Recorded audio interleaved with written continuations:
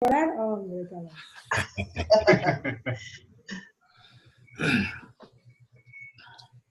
Bueno, falta un minutico. Flor, iba a mirar lo que me pediste del... Es de la IU, ¿no? No, no, ¿De la fundación? No, de la fellowship.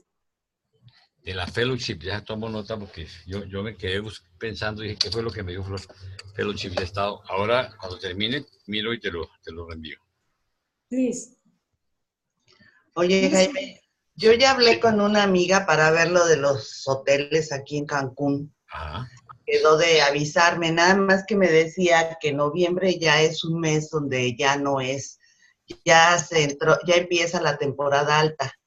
Que ella recomienda, me iba a buscar qué eran los mejores precios que había y me iba a mandar varias opciones, pero sería octubre, no, septiembre, octubre, finales de septiembre, principios de octubre. Vete a alguna pregunta. ¿Y la segunda y la temporada baja de inicio del año siguiente, porque tenemos que tenerle varias opciones a la gente, ¿no? Sí, empieza después en enero y febrero. Después, la temporada baja empieza después del 21 de enero, a partir del 21 de enero. O sea, febrero, digamos, para darle opciones, que sería bueno que nos cotizara también allá tu amiga para ver qué opciones sería, si no fuera en octubre, noviembre, que fuera en febrero, ¿sí? Para ver que la gente escoja y que podamos tener más o menos tentativamente un precio, y así empezamos a redondear todo. Y después nosotros nos sentamos y cuadramos el tema de los tequilas y paseos. Sí, perfecto, porque también ya hay una persona que está ahí muy puesta para organizarnos los paseos. Ok. Pues ahí, bueno, lo que pasa es que nosotros vamos a salir de viaje la semana que entra. Tú me dijiste, sí. Y regresamos a finales de mayo. Vale, no importa. No importa, entonces, tenemos tiempo. Entonces, ahorita que me empiecen a enviar la información, llegando yo te aviso qué cosas hay. Vale. Bueno, mis queridos amigos, 601. Vamos a empezar. Entonces, Laurita, si quieres ofrecer la oración.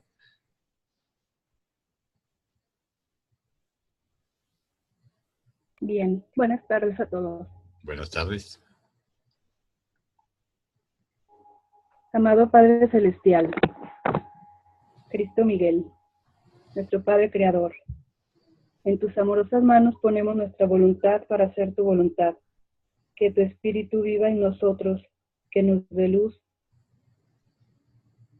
para proyectar tu amor, que podamos servirte fielmente, que podamos expandir tu verdad, que seamos fieles servidores al amor, que seamos beneficiarios y que demos también beneficio a nuestros hermanos, a los próximos, a los más cercanos. Que se haga tu voluntad. Amén. Amén. Mil gracias. Ok. Entonces, cuando lo tengan, me dicen. Ya está. Ok, documento 178, el último día en el campamento. Jesús pensaba pasar ese jueves, su último día libre en la tierra, como Hijo Divino encarnado, con sus apóstoles y unos pocos discípulos leales y devotos. Poco después de la hora del desayuno de esa hermosa mañana, el maestro los condujo a un sitio retirado, a poca distancia, más alto que el campamento, y allí les enseñó muchas nuevas verdades. Aunque Jesús pronunció otros discursos a los apóstoles durante las horas tempranas de la tarde de ese día, esta conversación del jueves por la mañana fue su sermón de despedida al grupo combinado de apóstoles y discípulos elegidos que estaban en el campamento, tanto judíos como gentiles. Los 12 estaban todos presentes, excepto Judas. Pedro y varios de los apóstoles mencionaron su ausencia, y algunos de ellos pensaron que Jesús lo había enviado a la ciudad para ocuparse de algún asunto, probablemente para arreglar los detalles de la inminente celebración de la Pascua. Judas no retornó al campamento hasta mediados de la tarde, poco tiempo antes de que Jesús condujera a los 12 a Jerusalén a compartir la última cena. Primero, la disertación sobre la filiación y la ciudadanía. Jesús habló a unos 50 de sus seguidores de confianza por casi 2 horas y respondió a una veintena de preguntas sobre la relación del reino del cielo con los reinos de este mundo. sobre la relación de la filiación con Dios en cuanto a la ciudadanía en los gobiernos terrenales. Esta disertación, juntamente con sus respuestas a las preguntas, puede ser resumida y expresada en lenguaje moderno como sigue. Quiero llamar su atención sobre esto. Jesús habla, sin embargo, los seres intermedios, las personas que están traduciéndonos al lenguaje moderno, no lo ponen en rojo, pero el que está hablando, el que está enseñando es Jesús. Los reinos de este mundo, siendo materiales, pueden enfrentarse con frecuencia con la necesidad de emplear la fuerza física en la ejecución de sus leyes y para mantener el orden. En el reino del cielo, los verdaderos creyentes no recurrirán al empleado de la fuerza física. El reino del cielo, siendo la hermandad espiritual de los hijos de Dios nacidos del Espíritu, puede ser promulgado tan solo por el poder del Espíritu. Esta distinción de procedimientos se refiere a las relaciones del reino de los creyentes con los reinos de gobierno secular y no nulifica el derecho que tienen los grupos sociales de creyentes de mantener el orden en sus filas y administrar disciplina a sus miembros díscolos e indeseables. No hay nada incompatible entre la afiliación en el reino espiritual y la ciudadanía del gobierno civil o secular. El deber del creyente, dar al César las cosas que son del César y a Dios las cosas que son de Dios, no puede haber desaveniencia alguna entre estos dos requisitos, siendo uno material y otro espiritual, a menos que sucediera que un César presumiese usurpar las prerrogativas de Dios y demandar que se rendiese homenaje espiritual y adoración suprema. En tal caso, adoraréis solo a Dios, tratando al mismo tiempo de esclarecer esos líderes terrenales descarriados, conduciéndolos de esta manera a ellos también al reconocimiento del Padre en el cielo. No prestaréis adoración espiritual a los gobernantes terrenales. Tampoco debéis emplear la fuerza física de gobiernos terrestres, cuyos líderes a la sazón se hayan hecho creyentes para avanzar la misión del reino espiritual. La afiliación en el reino desde el punto de vista de la civilización en avance debería ayudaros a volver los ciudadanos ideales de los reinos de este mundo, puesto que la hermandad y el servicio son el pilar del evangelio del reino. Ojo con esto, la hermandad y el servicio son el pilar del evangelio del reino. El llamado al amor del reino espiritual debería actuar como destructor eficaz del impulso al odio de los ciudadanos descreídos y propensos a las guerras de los reinos terrestres. Pero estos hijos que se preocupan de los bienes materiales y que se hallan en las tinieblas, nunca van a saber nada de vuestra luz espiritual de la verdad, a menos que os acerquéis a ellos con este servicio social altruista, que es la consecuencia natural de rendir los frutos del Espíritu en la experiencia de vida de cada creyente. Como los hombres mortales y materiales, vosotros sois efectivamente ciudadanos de los reinos terrestres. Deberíais ser buenos ciudadanos, mejores aún por haber renacido como hijos espirituales del reino celestial, como hijos esclarecidos por la fe y liberados por el Espíritu del reino del cielo. Os enfrentáis con una doble responsabilidad de deber hacia el hombre y deber hacia Dios, mientras que voluntariamente asumís una tercera y sagrada obligación, el servicio a la hermandad de los creyentes conocedores de Dios. Fíjense ustedes que esto quiere decir que nosotros no solo debemos preocuparnos por ser buenas personas y cumplidores en todas las cosas, sino realmente tener presente que debemos servir a nuestros hermanos de afuera y a nuestros hermanos de adentro. Especialmente debemos jugar un papel muy importante hacia los miembros de la familia de Urantia, ¿sí?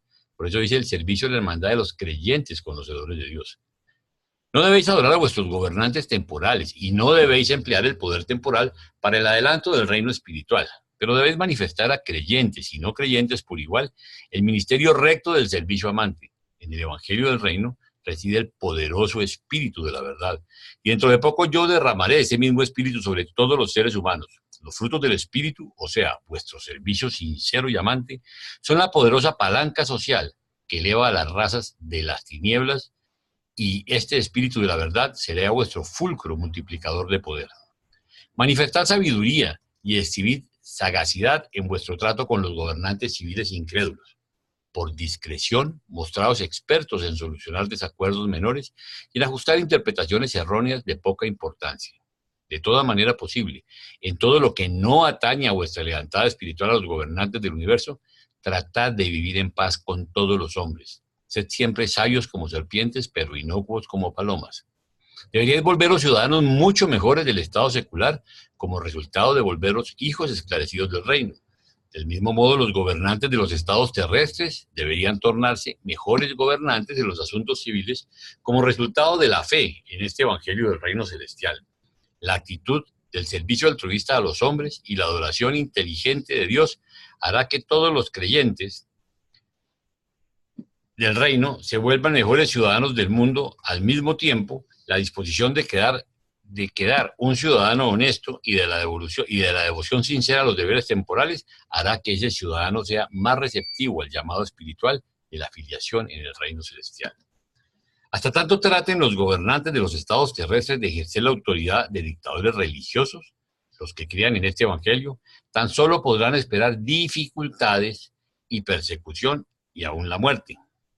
Pero la luz misma que vosotros traéis al mundo y aún la manera misma en la cual sufriréis y moriréis por este evangelio del reino, esclarecerán finalmente al mundo entero y llevarán gradualmente al divorcio de la política y la religión. La predicación persistente de este evangelio del reino traerá algún día una nueva e increíble liberación, libertad intelectual, libertad religiosa a todas las naciones. Durante las inminentes persecuciones que sufriréis de parte de los que odian este evangelio de felicidad y libertad, vosotros floreceréis y el reino prosperará. Pero correréis graves peligros en tiempos subsiguientes, cuando la mayoría de la gente hablará bien de los creyentes del reino y muchos en altas posiciones aceptarán nominalmente el evangelio del reino celestial. Aprended a ser fieles al reino, aún en tiempos de paz y prosperidad. No tentéis a los ángeles que os supervisan a que os conduzcan por inquietantes caminos como una disciplina amante diseñada para salvar vuestras almas que hayan caído en el camino de la fácil comodidad. Recordad que estáis comisionados para predicar este evangelio del reino, el supremo deseo de hacer la voluntad del Padre, combinado con la suprema felicidad de la comprensión mediante la fe de la filiación con Dios. Y no debéis permitir que nada desvíe vuestra devoción de este deber único, que la humanidad toda se beneficie en el desbordamiento de vuestro ministerio espiritual amante, vuestra comunión intelectual esclareciente, vuestro servicio social edificante, pero ninguna de estas labores humanitarias, ni todas estas, deben tomar el lugar de la proclamación del Evangelio. Fíjense, vamos a repetir lo que está en verde.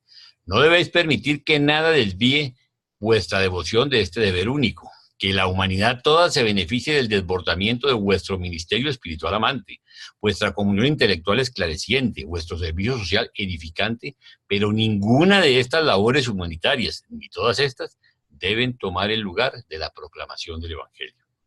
Estas administraciones poderosas son los efectos sociales secundarios de las administraciones aún más poderosas y sublimes y transformaciones forjadas en el corazón del creyente del reino por el espíritu vivo de la verdad y por la comprensión personal del hecho de que la fe de un hombre nacido del espíritu confiere la certeza de una hermandad viva con el Dios eterno. No debéis tratar de promulgar la verdad ni establecer la rectitud por el poder de los gobiernos civiles ni por la vigencia de las leyes seculares. Siempre podréis laborar para persuadir la mente de los hombres, pero no debéis atreveros nunca a forzarles. No debéis olvidar la gran ley de la justicia humana que os he enseñado en forma positiva. Cualquiera que sea lo que queréis que los hombres hagan por vosotros, lo mismo haced por ellos. Cuando un creyente del reino es llamado a servir al gobierno civil, que rinda ese servicio como ciudadano temporal de tal gobierno, en forma tal que ponga en evidencia la manera en que el esclarecimiento espiritual de la asociación ennoblecedora de la mente del hombre mortal con el espíritu residente del Dios eterno eleva los rasgos comunes de la buena ciudadanía. Si resulta que un no creyente puede calificar como un superior servidor civil, habrá que investigar seriamente si las raíces de la verdad en vuestro corazón no se han secado por falta del agua viva de la comunión espiritual combinada con el servicio social. La conciencia de la afiliación de Dios debe estimular la entera vida de servicio de todo hombre, mujer y niño que posea tan poderoso estímulo para todos los poderes inherentes de una personalidad humana. No debéis ser místicos pasivos ni ascetas insulsos. No debéis llegar a ser soñadores ni vagabundos que confían supinamente en una providencia ficticia. Esa palabra supinamente quiere decir perezoso o indiferente, o sea que nosotros dejemos el problema a Dios y no pongamos de nuestra parte, ¿sí? Entonces, que confían supinamente en una providencia ficticia para que provea sus necesidades, aún sus necesidades vitales. Debéis en verdad ser tiernos en vuestro trato con los mortales que yerran, pacientes en vuestras relaciones con los ignorantes, serenos cuando se os provoque, pero también debéis ser valientes en la defensa de la rectitud, poderosos en la promulgación de la verdad y enérgicos en la predicación de este evangelio del reino, aún hasta los fines de la tierra. Este evangelio del reino es una verdad viva. Yo os he dicho que es como levadura en la masa, como el grano de la semilla de mostaza. Ahora os declaro que es como la semilla del ser vivo, que de generación en generación, aunque sigue siendo la misma simiente viva, se desarrolla infaliblemente en nuevas manifestaciones y crece aceptablemente en canales de nueva adaptación a las necesidades y condiciones particulares de cada generación sucesiva. La revelación que yo os he hecho es una revelación viva y deseo que rinda los frutos apropiados en cada individuo y en cada generación, de acuerdo con las leyes del crecimiento, el aumento y el desarrollo adaptativo espirituales. De generación en generación, este evangelio debe mostrar una vitalidad en aumento y exhibir mayor profundidad de poder espiritual. No debe permitirse que se vuelva meramente un recuerdo sagrado, un mero relato tradicional sobre mí y los tiempos en los que vivimos ahora. Y no olvidéis, no hemos atacado en forma directa ni las personas ni la autoridad de los que se sientan en el trono de Moisés. Tan solo les ofrecimos la nueva luz que ellos tan vigorosamente rechazaron. Tan solo los hemos asaltado con la denuncia de su deslealtad espiritual a las mismas verdades que profesan enseñar y salvaguardar. Tan solo nos pusimos en conflicto con esos líderes establecidos y potentados reconocidos cuando se interpusieron directamente en el camino de la predicación del evangelio del reino a los hijos de los hombres. Aún ahora, nosotros no los atacamos, sino que son ellos los que buscan nuestra destrucción.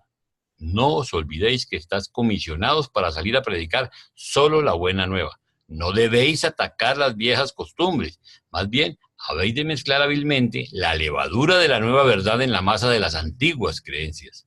Dejad que el espíritu de la verdad realice su obra. Dejad que la controversia se produzca solo cuando los que desprecian la verdad os fuercen a ellos. Pero cuando os ataca el descreído obstinado, no titubeéis en defender vigorosamente la verdad que os ha salvado y santificado. A lo largo de las vicisitudes de la vida, recordad siempre que debéis amaros unos a los otros. No luchéis con los hombres, ni siquiera con los incrédulos. Manifestad misericordia aún a los que con desprecio os insultan. Mostrad que sois ciudadanos leales, artesanos nobles, vecinos dignos de encomio, parientes devotos, padres comprensivos y creyentes sinceros en la hermandad del reino del Padre. Y mi espíritu estará sobre vosotros, aún, ahora y aún hasta el fin del mundo. Cuando Jesús hubo concluido sus enseñanzas, era casi la 1 y volvieron inmediatamente al campamento, donde David y sus asociados tenían el almuerzo listo para ellos. ¿Ok? Continúa Pepe.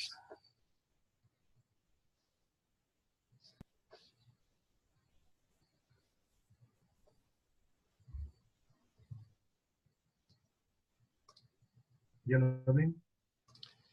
Ya está saliendo. Ya.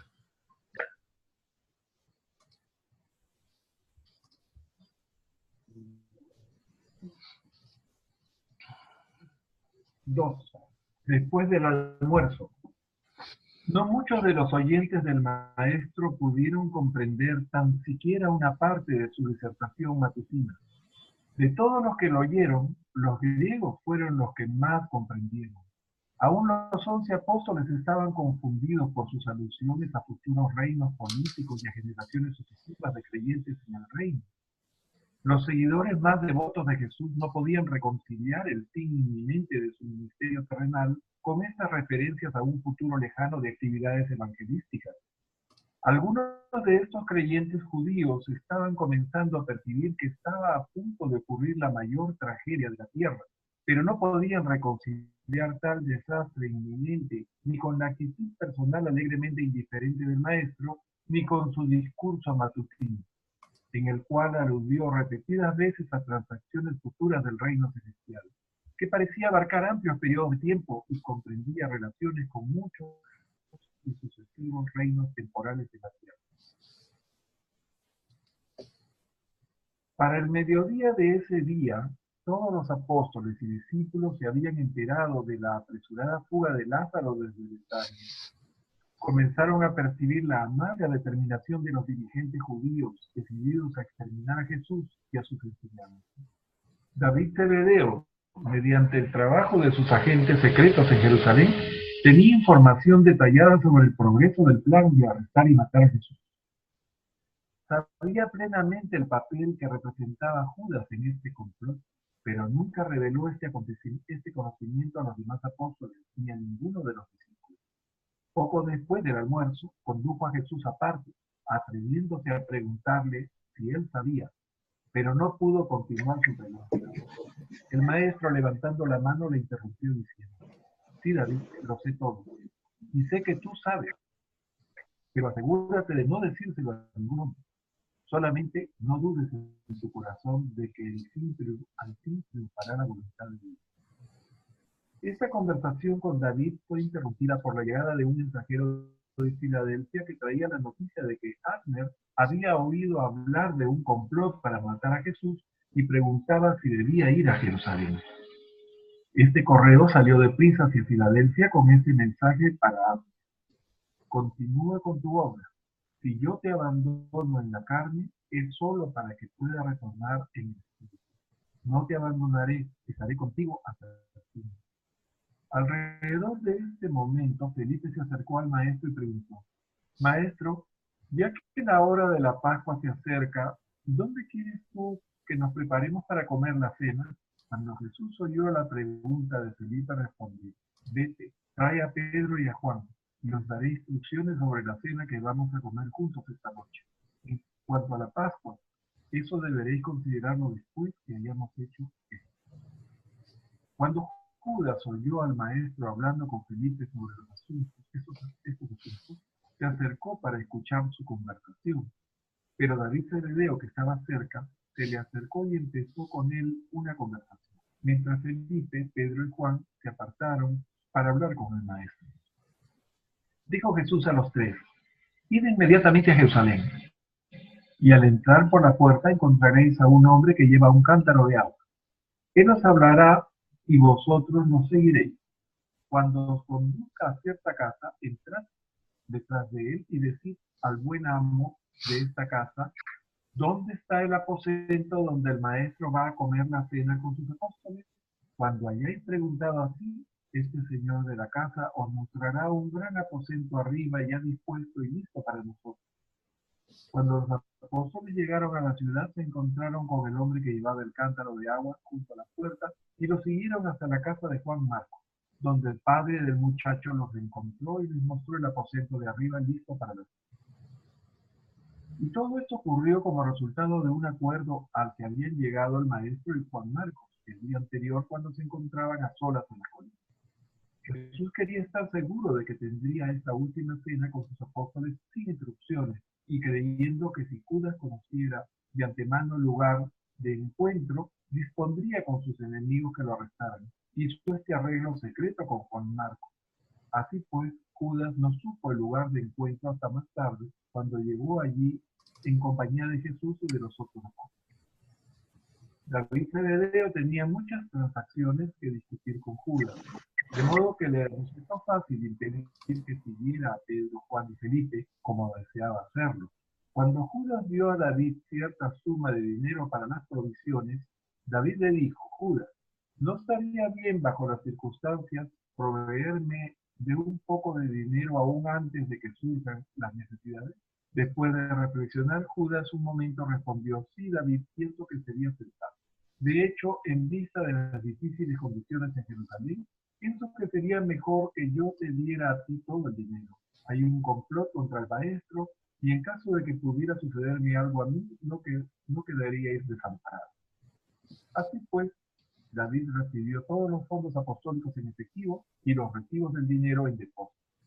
Los apóstoles no supieron de esta transacción hasta la noche del día siguiente. Fue a eso de las 4:30 cuando los tres apóstoles retornaron e informaron a Jesús que todo estaba dispuesto para la cena. El maestro se preparó inmediatamente para conducir a sus 12 apóstoles por el sendero del camino a Betania y de allí a Jerusalén. Este fue el último viaje que hizo con nosotros. Gracias. Gracias, Pepe. Puede seguir, Ketty. 3. Camino. Gracias. camino a la cena. Tratando nuevamente de evitar las multitudes que pasaban por el valle de Cedrón de ida y de vuelta entre el parque de Getsemaní y Jerusalén, Jesús y los 12 caminaron por la cresta occidental del monte de los Olivos para tomar el camino que conducía a Betania, de Betania a la ciudad. Al acercarse al lugar en el que Jesús se había detenido la noche anterior para hablar de la destrucción de Jerusalén, pausaron inconscientemente, permaneciendo allí de pie, callados, contemplando la ciudad. Como tenían tiempo, y puesto que Jesús no quería pasar por la ciudad antes de la caída del sol, él dijo a sus asociados: sentaos y descansad mientras yo os hablo de lo que pronto ha de ocurrir. Todos estos años yo he vivido con vosotros como hermanos, os he enseñado la verdad sobre el reino del cielo, y os he revelado los misterios del mismo. Mi Padre ha hecho en verdad muchas obras maravillosas en relación con mi misión en la tierra. Habéis sido testigos de todo esto y habéis compartido la experiencia de laborar juntos con Dios. Y vosotros atestiguaréis que os vengo advirtiendo que dentro de poco debo retornar a la obra que el Padre me ha dado para hacer. Os he dicho claramente que debo dejaros en el mundo para continuar la obra del reino.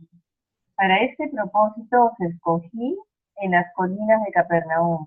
La experiencia que habéis tenido conmigo debéis prepararos ahora para compartirla con otros. Así como el Padre me envió a este mundo, ahora os enviaré a vosotros para que me representéis y terminaréis la obra que he comenzado. Vosotros bajáis la mirada sobre esta ciudad con congoja, porque habéis oído mis palabras que os describieron el fin de Jerusalén. Os lo he advertido para que no perezcáis en su destrucción, postergando así la proclamación del Evangelio del Reino. Del mismo modo os advierto que os cuidéis para no exponeros sin necesidad al peligro cuando venga a llevarse al Hijo del Hombre. Debo irme, pero vosotros debéis quedaros para dar testimonio de ese Evangelio cuando yo haya partido, aún como le advertí a Lázaro, que huyera de la ira del hombre para vivir y hacer conocer así la gloria de Dios. Si es voluntad del Padre que yo parta, nada de lo que vosotros podáis hacer cambiará el plan divino. Cuidaos para que no os maten a vosotros también. Que vuestras almas sean valientes en defensa del Evangelio por el poder del Espíritu. Pero no os confundáis en el intento necio de defender al Hijo del Hombre. No necesito defensa alguna de la mano del hombre. Los ejércitos del cielo están aún en este momento junto a mí. Pero estoy decidido a hacer la voluntad de mi Padre, y por consiguiente debemos someternos a lo que está por ocurrirnos. Cuando veáis esta ciudad destruida, no os olvidéis que ya habéis entrado en la vida eterna del servicio eterno en el cielo, en el reino del cielo, en constante avance, aún del cielo de los cielos. Debéis saber que en el universo de mi Padre y en el mío hay muchas moradas, y que allí espera a los hijos de la luz la revelación de ciudades cuyo constructor es Dios, y de mundos cuyas costumbres de vida son la rectitud y la felicidad en la verdad. Os he traído al reino del cielo a la tierra. Pero os declaro que todos vosotros que por la fe entráis ahí y permanecéis allí por el servicio vivo de la verdad, con certeza ascenderéis a los mundos en lo alto y os sentaréis conmigo en el reino espiritual de nuestro Padre. Pero primero debéis prepararos y completar la obra que habéis comenzado conmigo. Primero debéis pasar por tribulaciones y soportar muchas penas. Y estas pruebas ya están por sobrecogernos. Y cuando hayáis terminado vuestra obra en la tierra, vendréis a mi felicidad. así como yo he terminado la obra de mi Padre en la tierra y estoy a punto de retornar a su abrazo. Cuando el maestro hubo hablado, se levantó, y todos ellos le siguieron por el camino hacia el monte de los olivos, y entraron a la ciudad. Ninguno de los apóstoles, salvo 3, sabían a dónde iban mientras se abrían camino por las estrechas calles, cuando caía la oscuridad de la noche. Las multitudes los empujaban, pero nadie los reconoció ni supo que el Hijo de Dios estaba pasando por allí, camino de su último encuentro mortal con sus embajadores elegidos del reino. Tampoco sabían los apóstoles que uno de entre ellos ya estaba conspirando para traicionar al Maestro, entregándolo a las manos de sus enemigos. Juan Marcos los había seguido todo el camino hasta la ciudad, y después de entrar ellos por la puerta, se dio prisa por otro camino, para poder recibirlos en la casa de su padre cuando llegara. Mil gracias, Betty. Puedes dejar de compartir y continúa Marcelino.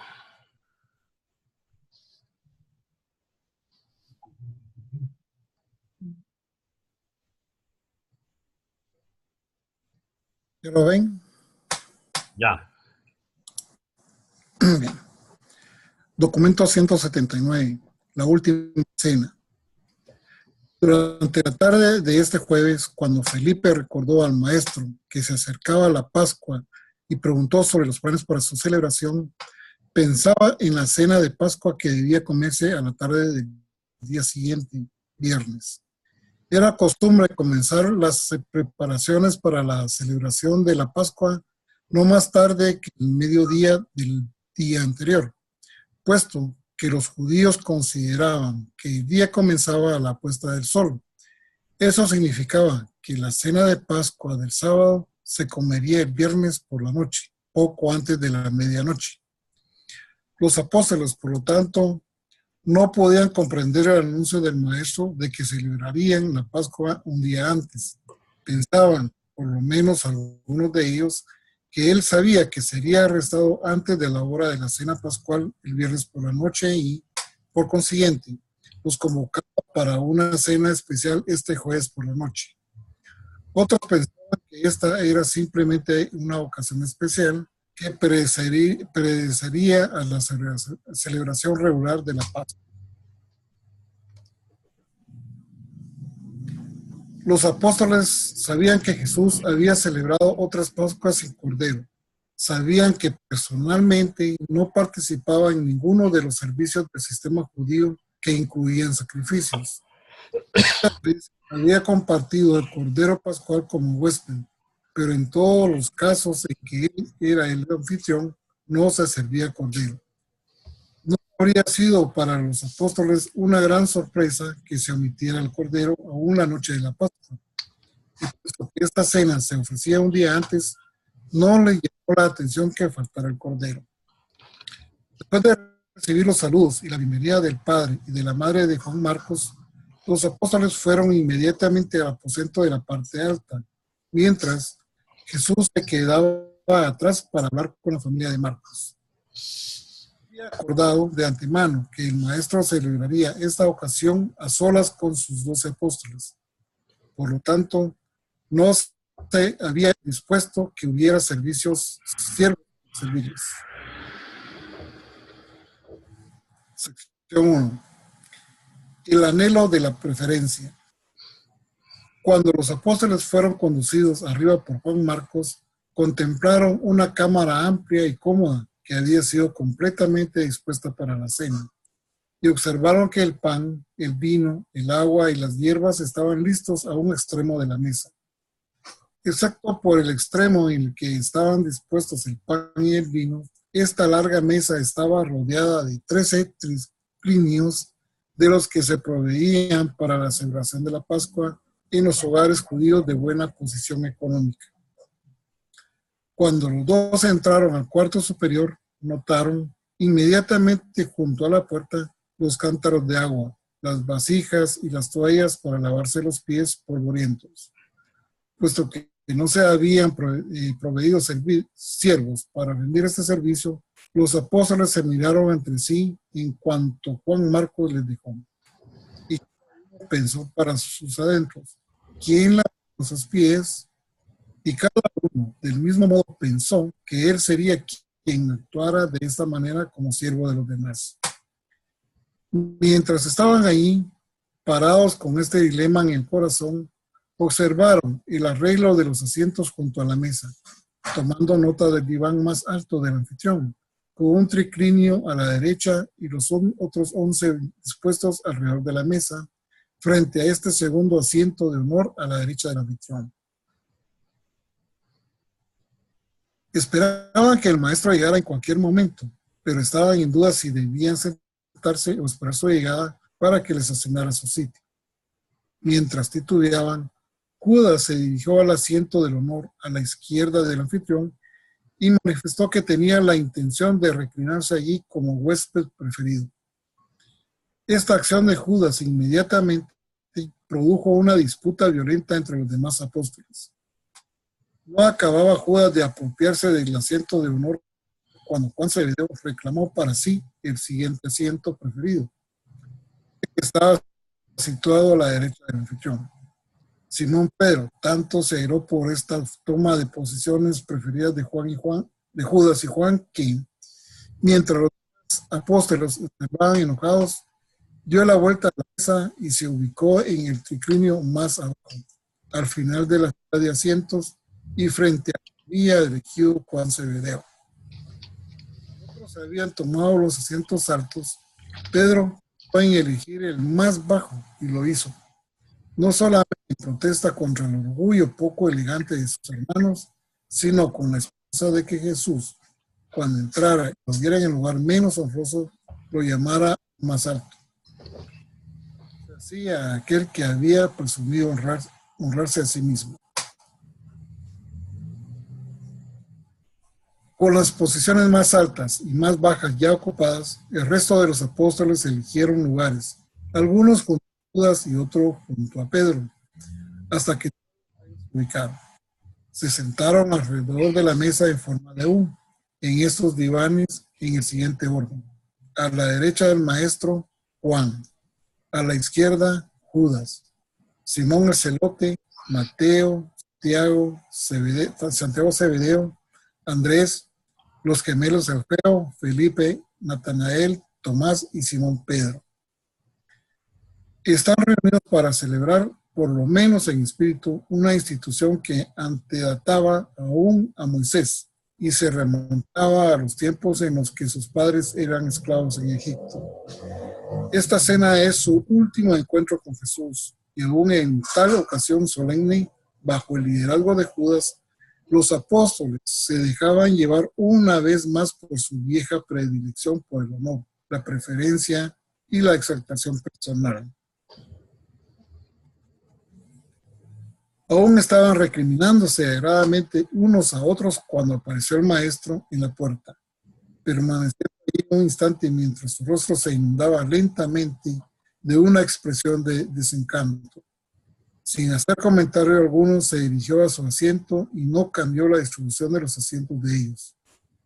Ya estaban listos para empezar la cena, excepto que sus pies aún estaban sin lavar y que estaban en un estado de ánimo que era de todo menos agradable. Cuando el maestro llegó, aún estaban discutiendo de forma poco halagueña entre ellos. Y no hablemos de los pensamientos de algunos de ellos que tenían suficiente control emocional como para no exponerlos públicamente. Gracias, Marcelino. Puedes dejar de compartir y continúa Carolina.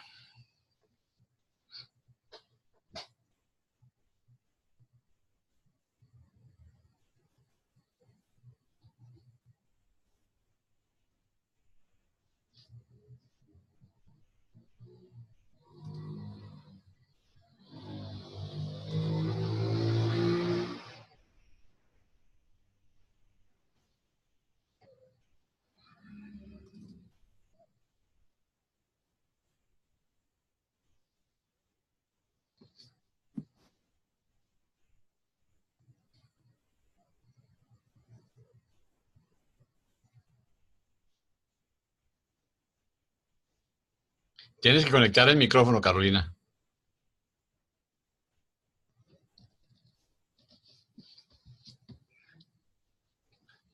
Ya está, pero no has conectado tu micrófono.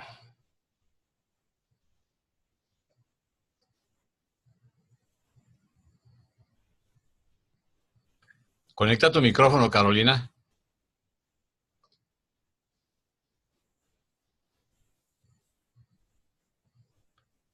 Abajo en la parte izquierda.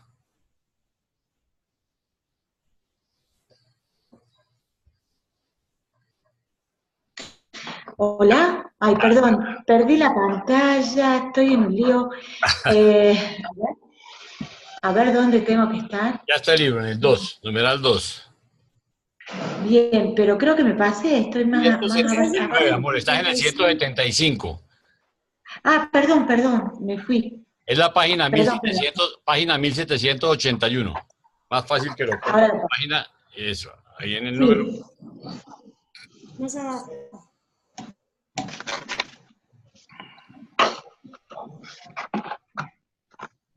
Bien. 1781. Listo.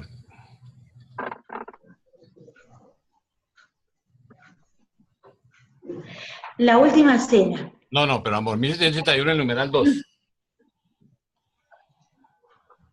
Perdón. Más abajo. Un poquito más abajo. ¿Cuál sería? Ah. Perdón, no, disculpen un cachito.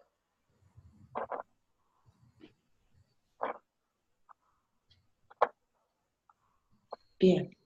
Otro poquito más abajo. Más abajo, otro poquito más abajo. Está en el 79 y estamos en el 79.2. Por ahí. Ahí, listo. Bien. Por unos momentos después de que el maestro se sentó en su lugar, no se habló una palabra. Jesús los miró a todos y, aliviando la tensión con una sonrisa, dijo: mucho he deseado comer con vosotros esta Pascua. He deseado comer con vosotros una vez más antes de mi sufrimiento. Y sabiendo que mi hora ha llegado, dispuse hoy esta cena con vosotros porque, en cuanto al mañana, estamos en las manos del Padre, cuya voluntad he venido a hacer. No volveré a comer con vosotros hasta que os sentéis conmigo en el reino que mi Padre me dará cuando haya terminado aquello para lo cual me envió a este mundo. Después de mezclar el agua y el vino, trajeron la copa a Jesús, quien, cuando la hubo recibido de las manos de Tadeo, la levantó dando gracias. Perdóname un momentico, Carolina. ¿Quién era Tadeo? Judas. Wow. ¿Quién era Tadeo? Judas. ¿Judas qué? Judas Tadeo. ¿Judas Iscariote? Alfeo. Recordemos que los hermanos Alfeo, Jacobo y Judas se llamaban también Tadeo y Lebeo, para que cuando los encontremos no nos perdamos. ¿Ok? Gracias. Continúa, por favor. Y cuando hubo terminado de dar gracias, dijo: tomad esta copa y compartidla entre vosotros. Y cuando compartáis de esta, percataos de que no volveré a beber con vosotros el fruto de la vid, puesto que esta es nuestra última cena. Cuando nos sentemos nuevamente de esta manera, lo será en el reino venidero. Jesús así comenzó a hablar a sus apóstoles, porque sabía que su hora había llegado. Comprendía que había llegado el momento en que tenía que retornar al Padre y que su obra en la tierra estaba casi terminada. El Maestro sabía que había revelado el amor del Padre sobre la tierra y había mostrado su misericordia a la humanidad, y que había completado aquello para lo cual había venido al mundo, aún hasta recibir todo poder y autoridad en el cielo y en la tierra. Del mismo modo sabía que Judas Iscariote se había resuelto a entregarlo esta noche a las manos de sus enemigos. Se daba cuenta plenamente de que esta pérfida traición era el trabajo de Judas, y que también le había dado placer a Lucifer, Satanás y Caligastia, el príncipe de las tinieblas. Pero no temía a ninguno de los que buscaban su caída espiritual, así como tampoco temía a los que buscaban su muerte física. El Maestro tenía una sola ansiedad, y esa era por la seguridad y salvación de sus seguidores elegidos. Así pues, con el conocimiento pleno de que el Padre había puesto todas las cosas bajo su autoridad, el maestro se preparaba ahora para promulgar la parábola del amor fraterno. Mil gracias, Carolina. Puedes dejar de compartir y continúa Osvaldo.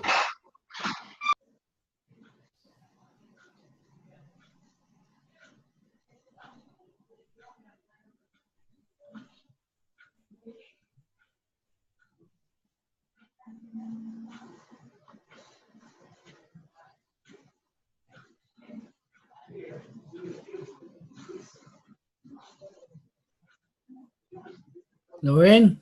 Sí, señor. Bueno, 3, el lavado de los pies de los apóstoles. Después de beber la primera copa de la Pascua, era costumbre judía que el anfitrión se levantara de la mesa y se lavara las manos. Más adelante en el curso de la comida y después de la segunda copa, todos los huéspedes del mismo modo se levantaban y se lavaban las manos. Puesto que los apóstoles sabían que su maestro nunca observaba estos ritos de lavado ceremonial de las manos, tenían curiosidad por saber qué tenía intención de hacer cuando, después de compartir esta primera copa, se levantó de la mesa y silenciosamente se dirigió junto a la puerta, donde estaban dispuestos los cántaros de agua, las vasijas y las toallas.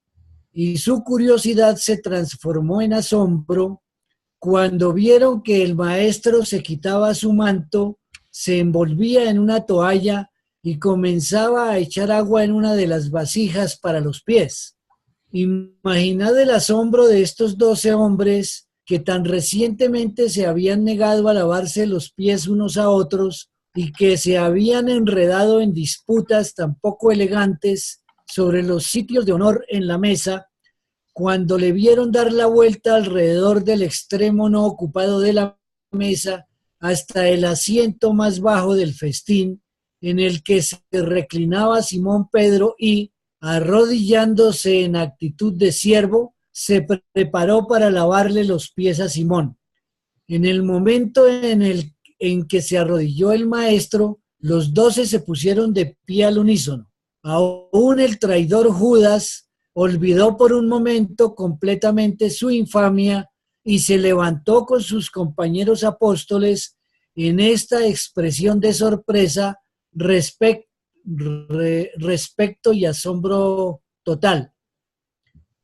Allí estaba pues Simón Pedro de pie, mirando hacia abajo el rostro levantado de su maestro Jesús, de su maestro. Jesús no dijo nada. No era necesario que hablara.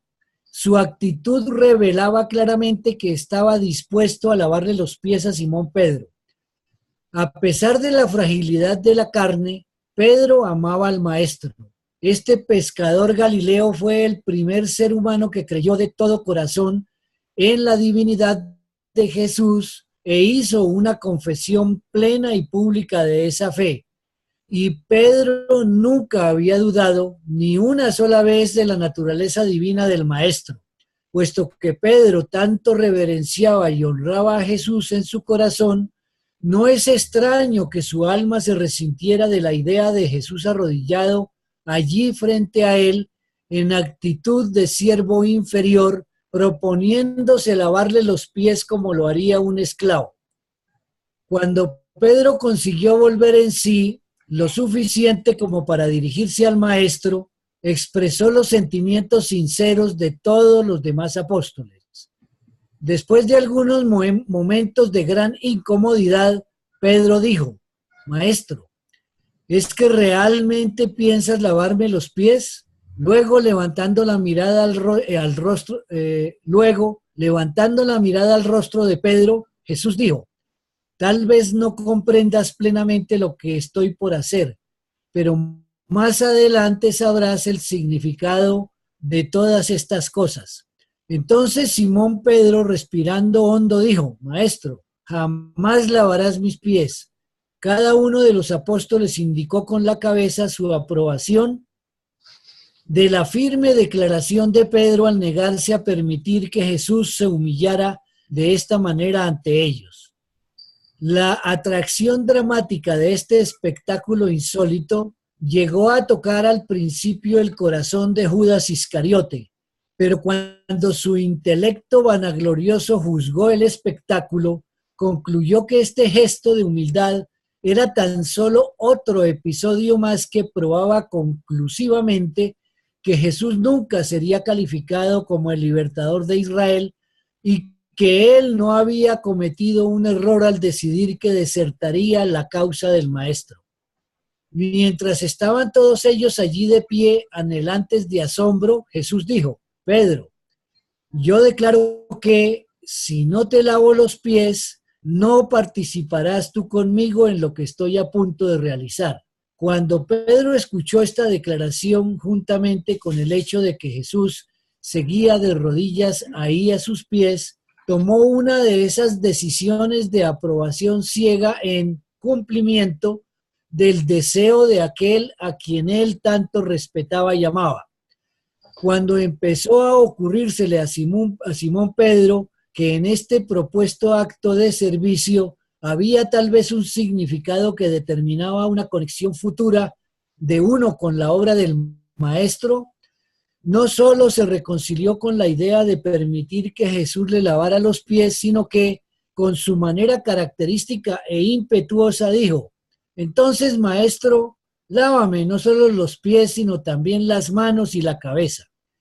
El Maestro, al aprontarse para comenzar a lavar a los pies de Pedro, dijo: el que ya está limpio tan solo necesita que le laven los pies. Vosotros que os sentáis conmigo esta noche, estáis limpios, pero no todos. Pero el polvo de vuestros pies debería haber sido lavado antes de sentaros a comer conmigo. Además, haré yo este servicio por vosotros como una parábola para ilustrar el significado de un nuevo mandamiento que pronto os daré. Del mismo modo, el Maestro fue alrededor de la mesa en silencio, lavando los pies de sus 12 apóstoles sin siquiera excluir a Judas. Cuando Jesús hubo terminado de lavar los pies de los 12, se puso el manto, retornó a su asiento de anfitrión y después de mirar a sus apóstoles asombrados dijo: ¿comprendéis realmente lo que os he hecho? Me llamáis maestro y me llamáis bien, porque eso soy. Sí, pues, el Maestro os ha lavado los pies. ¿Por qué vosotros no queríais lavaros los pies unos a otros? ¿Qué lección debéis aprender de esta parábola en la que el Maestro tan voluntariosamente hace este servicio que sus hermanos no se ofrecían a hacer unos para con los otros? De cierto os digo, un siervo no es más grande que su amo. Tampoco es más grande el que es enviado que el que lo envía. ¿Habéis visto el camino del servicio en mí, en mi vida, entre vosotros? Y benditos sois vosotros que tendréis el coraje y la gracia de servir así. Pero ¿por qué seréis tan lentos en aprender que el secreto de la grandeza en el reino espiritual difiere de los métodos del poder en el mundo material? Cuando entré a este aposento esta noche, no os conformabais con negaros orgullosamente a lavaros los pies unos a otros, sino que también caísteis en disputas entre vosotros sobre quiénes se merecían los sitios de honor en mi mesa. Estos honores los buscan los fariseos y los hijos de este mundo, pero no debería ser así entre los embajadores del reino celestial. ¿Acaso no sabéis que no puede haber sitio de preferencia en mi mesa? ¿Acaso no comprendéis que amo a cada uno de vosotros como a los demás? ¿Acaso no sabéis que el sitio junto a mí, que significa un honor entre los hombres, nada significa en cuanto a vuestro estado en el reino del cielo? ¿Sabéis que los reyes de los gentiles tienen señorío sobre sus súbditos y que los que ejercen esta autoridad son llamados a veces benefactores? Pero no será así en el reino del cielo. El que quiere ser grande entre vosotros, que sea como el más joven, y el que quiere ser jefe, que sea como el que sirve. ¿Quién es más grande, el que se sienta a comer o el que sirve? ¿Acaso no se piensa comúnmente que el que se sienta a comer es más grande? Pero observaréis que estoy entre vosotros como el que sirve. Si estáis dispuestos a ser consiervos conmigo para hacer la voluntad del Padre en el reino venidero, os sentaréis conmigo en poder, aún haciendo la voluntad del Padre en la gloria futura.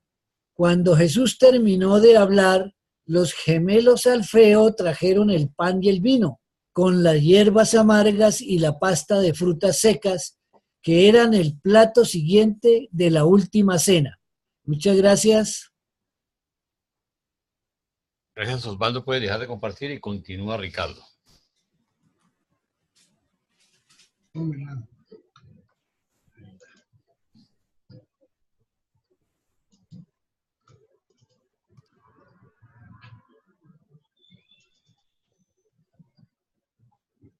Ay, no.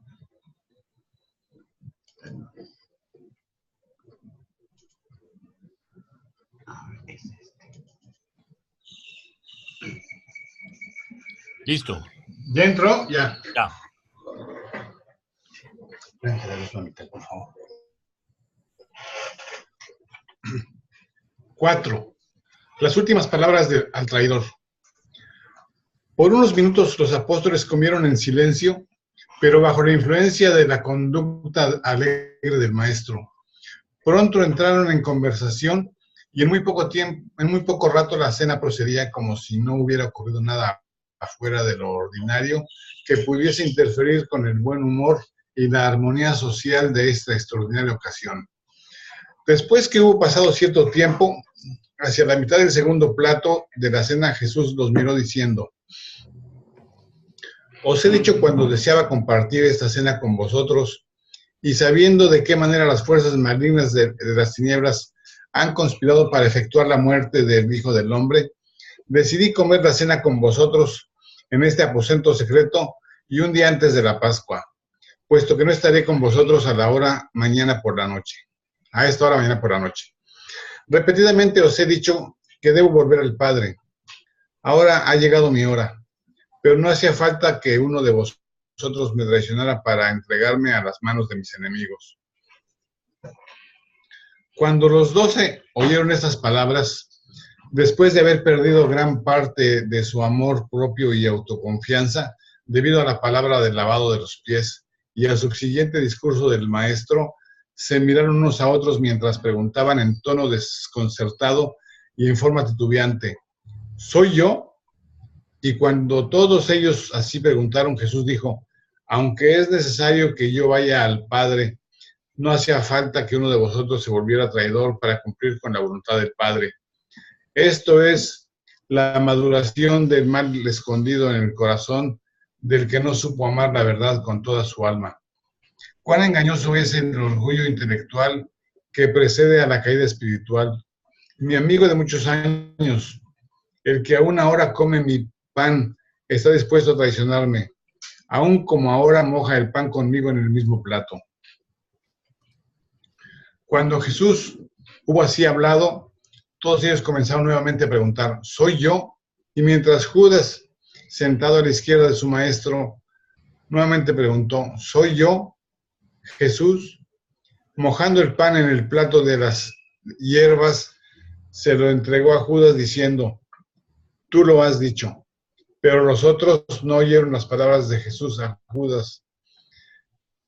Juan, que se reclinaba a la derecha de Jesús, se inclinó y preguntó al maestro: ¿quién es? Deberíamos saber quién se ha demostrado infiel a tu confianza. Jesús respondió: ya os he dicho, aquel a quien diere yo el pan mojado. Pero era natural para el anfitrión dar el pan mojado al que se sentaba al lado izquierdo, que ninguno de ellos prestó atención a esto, aunque el maestro había hablado tan claramente. Pero Judas estaba dolorosamente consciente del significado de las palabras del maestro asociadas con su acción, y se llenó de pavor de que sus hermanos del mismo modo se dieran cuenta de que él era el traidor. Pedro estaba altamente excitado por lo que se había dicho. Inclinándose hacia adelante sobre la mesa, se dirigió a Juan. Pregúntale quién es, o si te lo ha dicho, dime, ¿quién es el traidor? Jesús puso fin a sus murmullos diciendo, me apena que este mal tuviera que ocurrir y esperé aún hasta esta hora para el poder de la verdad pudiera triunfar sobre las decepciones del mal. Pero esas victorias no se ganan sin la fe basada en el amor sincero por la verdad. No quisiera haberlos dicho esas cosas en nuestra última cena, pero deseo advertiros de estas penas para prepararos así para lo que está por ocurrirnos. Os he dicho de esto porque deseo que vosotros recordéis, cuando yo me haya ido, que todo esto sabía de estos complotes malignos y que os advertí por adelantado de la traición. Y hago todo esto solo para que podáis ser fortalecidos para las tentaciones y pruebas que os esperan.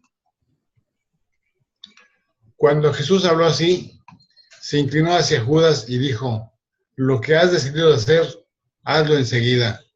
Y cuando Judas escuchó esas palabras, se levantó de la mesa y se alejó del aposento apresuradamente, saliendo en la noche para hacer lo que tenía decidido llevar a cabo. Cuando los otros apóstoles vieron que Judas salía deprisa después de que Jesús le hubo dirigido la palabra, pensaron que se había ido a buscar algo más para la cena o para hacer una diligencia para el maestro, puesto que suponían que él aún llevaba la bolsa. Ahora Jesús sabía que ya nada podía hacerse para prevenir Judas tornarse en traidor. Había empezado con 12 y ahora tenía 11. Eligió a 6 de estos apóstoles y aunque Judas estaba entre aquellos nombrados por sus apóstoles en primera elección, el maestro aún lo aceptaba y había hasta este momento hecho todo lo posible por sacrificarlo y salvarlo, así como había luchado por la paz y la salvación de los demás. Esta cena, con sus tiernos episodios y toques suaves, fue el último llamado de Jesús a Judas, que estaba desertando, pero fue en vano. Las advertencias, aun en cuando las administra de la manera más diplomática y con el espíritu más compasivo, como regla general, cuando el amor está realmente muerto, tan solo intensifica el odio y enciende la voluntad malvada de llevar a cabo hasta el fin los proyectos egoístas. Mil gracias, Ricardo. Gracias. Continúa, Paulita. Don Jaime, tengo una inquietud. Sí. Antes de conocer Urantia, yo había tenido siempre la idea que Judas era tan inocente como cualquier otro, porque a él le tocaba hacer como el papel, el guión, de entregar a Jesús. Pero viendo aquí el mensaje de Urantia, veo que es todo lo contrario. O sea, Judas falló.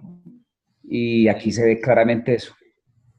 Correcto, Judas traicionó al Señor. Ahora, ojo, no te dejes meter carreta, ¿no? Porque el tema del evangelio de Judas y todo eso precisamente habla de eso y lo quieren hacer aparecer como un mártir, que él fue el que sacrificó su nombre y su honor, digamos, en función de un plan.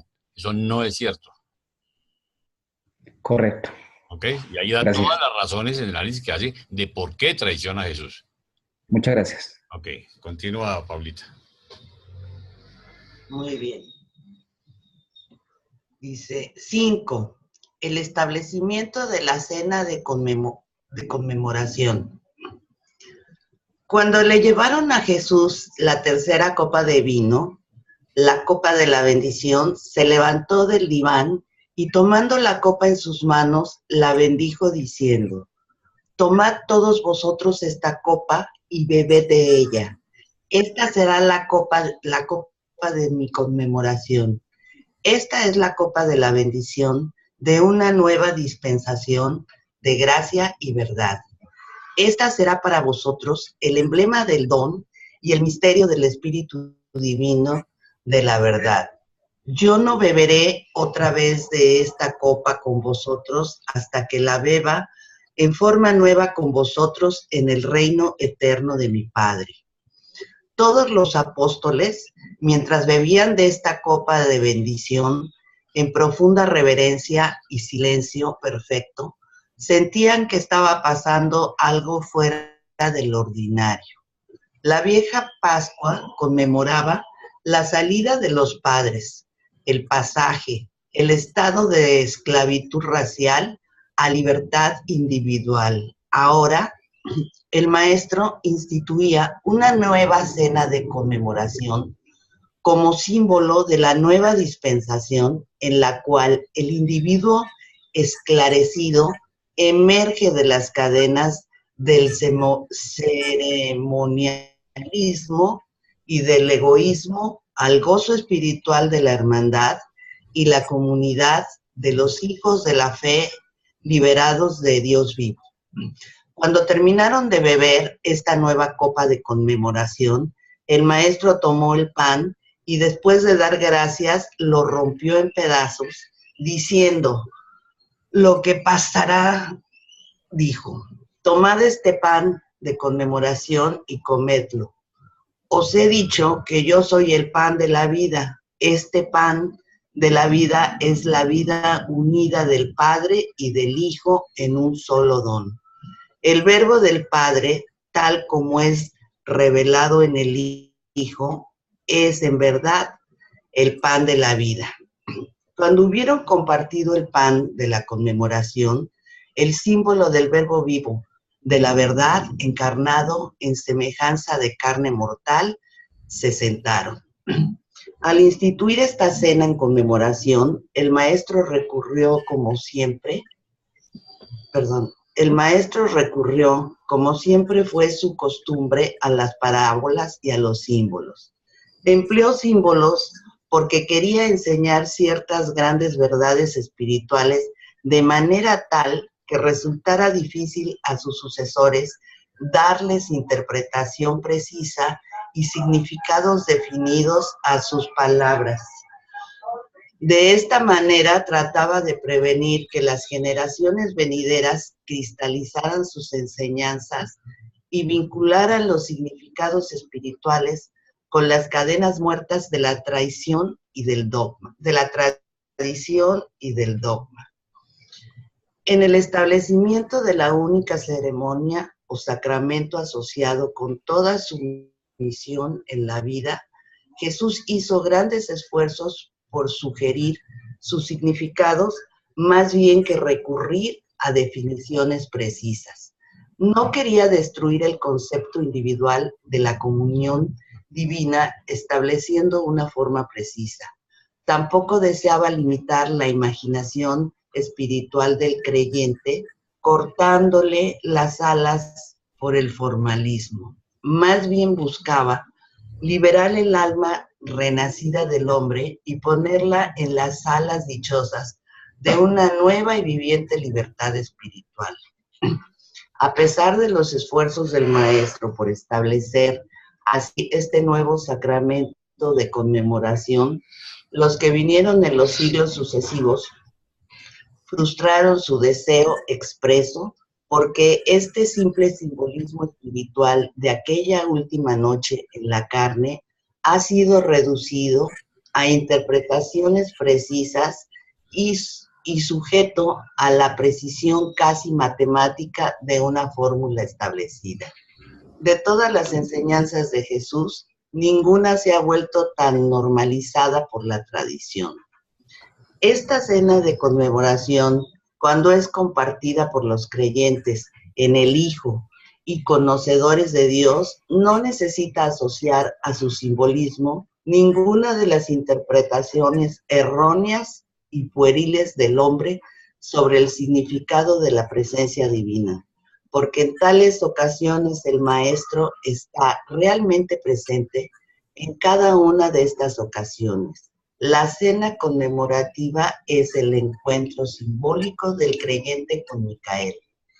Cuando os tornáis de este modo consciente del Espíritu, el Hijo está realmente presente y su Espíritu fraterniza con el fragmento residente de su Padre. Después de meditar todos ellos por unos momentos, Jesús continuó hablando. Cuando hagáis estas cosas, recordad la vida que he vivido en la tierra entre vosotros y regocijaos. de que he de seguir viviendo en la tierra con vosotros y sirviendo a través de vosotros. Como individuos, no discutáis entre vosotros quién será el más grande. Sed todos vosotros como hermanos. Cuando el reino crezca hasta comprender grandes grupos de creyentes, tratad del mismo modo de no buscar la grandeza ni la preferencia entre los grupos.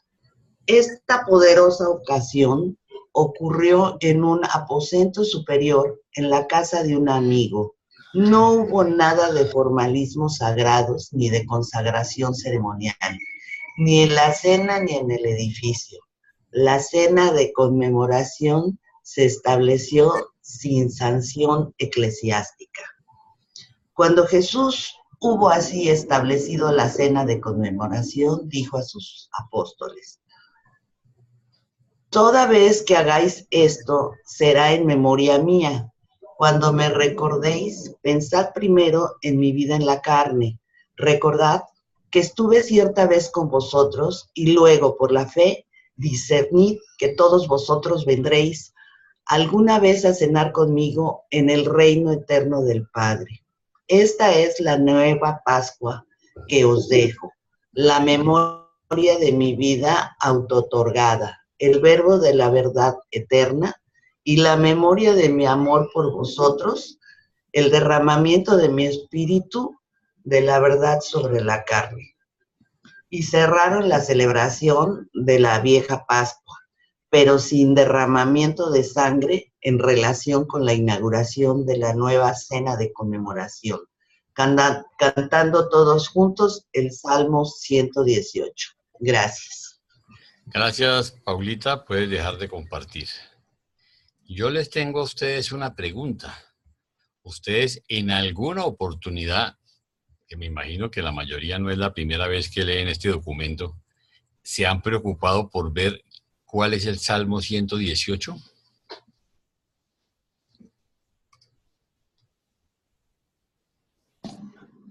Yo quiero... Sí, yo lo vi hoy. Ajá. Yo lo vi hoy. Ok, Miriam, te felicito. Realmente, si en una ocasión tan especial, ¿sí?, Jesús escoge para cantar con sus apóstoles el Salmo 118, pues vale la pena que nosotros nos preocupáramos por saber qué dice. Yo quisiera compartirlo con ustedes. Dice, Salmo 118, Salmo mesiánico: diga todo Israel de Jehová, su misericordia es para siempre. La piedra que desecharon los edificadores ha venido a ser la cabeza del ángulo. Bendito el que viene en nombre de Jehová. Alabad a Jehová, porque Él es bueno, porque para siempre es su misericordia. Diga ahora Israel, que para siempre es su misericordia. Diga ahora la casa de Aarón, que para siempre es su misericordia. Diga ahora a los que temen a Jehová, que para siempre es su misericordia. Desde la angustia invoqué a Yahvé y me respondió, poniéndome en un lugar espacioso. Jehová está conmigo, no temeré. ¿Qué puede hacerme el hombre? Jehová esté conmigo entre los que me ayudan, por lo tanto yo veré mi deseo en los que me aborrecen. Mejor es confiar en Jehová que confiar en el hombre. Mejor es confiar en Jehová que confiar en príncipes. Todas las naciones me rodearon, mas en el nombre de Jehová yo las destruiré. Me rodearon, mas en el nombre de Jehová yo las destruiré. Me rodearon como abejas, fueron apagadas como fuego de espinos. En nombre de Jehová yo las destruiré. Me empujaste con violencia para que cayese, pero me ayudó Jehová. Mi fortaleza y mi cántico es Yahvé. Él es mi salvación. Voz de júbilo y de salvación hay en la tienda de los justos. La diestra de Jehová hace proezas. La diestra de Jehová es exaltada. La diestra de Jehová hace proezas. No moriré, sino que viviré y contaré las obras de Yahvé. Me castigó severamente Yahvé, mas no me entregó a la muerte. Abridme las puertas de la justicia y entraré por ellas y alabaré a Yahvé. Esta es la puerta de Jehová, por ella entraron los justos. Te alabaré porque me has respondido y has sido mi salvación. La piedra que desecharon los edificadores ha venido a ser la cabeza del ángulo. Obra de Jehová, esto es maravilloso a nuestros ojos. Este es el día que hizo Jehová y nos regocijaremos y nos alegraremos en él. Jehová, sálvanos ahora, te ruego. Oh Jehová, te ruego que nos hagas prosperar ahora. Bendito el que viene en nombre de Jehová. Desde la casa de Jehová os hemos bendecido. Jehová es Dios y nos ha dado luz. Atad con cuerdas del sacrificio festivo a los cuernos del altar. Mi Dios eres tú y a ti te alabaré. Dios mío, a ti te exaltaré. Alabad a Jehová, porque Él es bueno, porque para siempre es su misericordia. Miren ustedes que es interesante ese ejercicio, porque a veces nosotros no lo hacemos, pasamos por encima de esto, y vale la pena repasarlo porque es un momento de sentar un precedente de la importancia de poner nuestra confianza en ese momento en Dios, pues sí, que era Jehová y Yahvé, como ellos lo veían. Entonces, por eso consideré que era importante que revisáramos este salmo. Por otro lado, quiero invitarlos a que nos unamos en oración por la pronta recuperación de René, que tuvo un accidente bastante fuerte. Ahí lo verán ustedes en el chat, casi se desbarató la cara y el carro, ¿sí? Entonces, le deseamos lo mejor, que pronto pueda recuperarse y que ojalá consiga los repuestos de su carrito, que me imagino que tampoco va a ser fácil en Venezuela en este momento, la situación que se vive. Entonces, para que nos lo encomendemos en nuestras oraciones. Les agradezco mucho su asistencia. De verdad que esta clase de hoy era cortica, pero bien sustanciosa. Y de aquí en adelante, documento tras documento, vamos a encontrar lo mismo. Entonces, mil gracias por su atención, por su compañía, y nos vemos, si Dios quiere, la semana entrante. Que descansen y que tengan Gracias, Buen fin de semana. Gracias a todos. Muy bien.